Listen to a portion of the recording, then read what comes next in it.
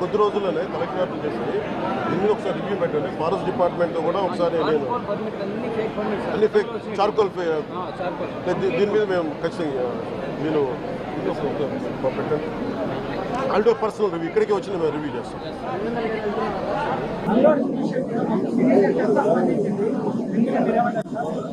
Relevant ఇక్కడ మనుషులు చచ్చిపోయి సినిమాల గురించి మాట్లాడారు. కొంచెం పెద్ద మనుషులు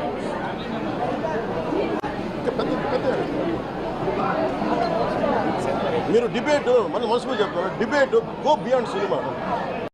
ఈయన చెప్తుంది ఏముంది, కోల్ అరాచకం వాటి మీద మాట్లాడారు. పెద్ద మాట్లాడారు. సినిమా ఇన్వెస్టిగేషన్ జరుగుతూ ఉంది. ఒకటి అంతకు ముందు రోజే మ్యూటేషన్ మీద మేము తిరిగి ఆయన పొలం ఆయనకు వచ్చేస్తుంది. ఆయన ఎవరి దగ్గర అప్పు తీసుకున్నారంట. ఆ సదరు వ్యక్తి దగ్గర తిరిగి మ్యూటేషన్ తిరిగి ఆయన మీద రాయించుకోవడానికి ఆయన మ్యూటేషన్ కూడా జరిగింది. అంటే దాని అర్థం ఏంటంటే అప్పు తీర్చడానికి సంసిద్ధంగా ఉన్నారు, ఆయన దగ్గర డబ్బులు ఉన్నాయని అర్థం. ఈ పరిస్థితి ఆయన చీనీ తోటలోనే ఉరి తీసుకున్నారని చెప్పారు. చీనీ తోట కూడా కాపుకి వచ్చింది. అలాగే కొర్రల పంట వేశారు. ఆ కొర్రల పంట కూడా మొన్న హార్వెస్ట్ అయింది. దాన్ని కూడా దిగుబడి వచ్చింది, దాన్ని కూడా అమ్మేశారు.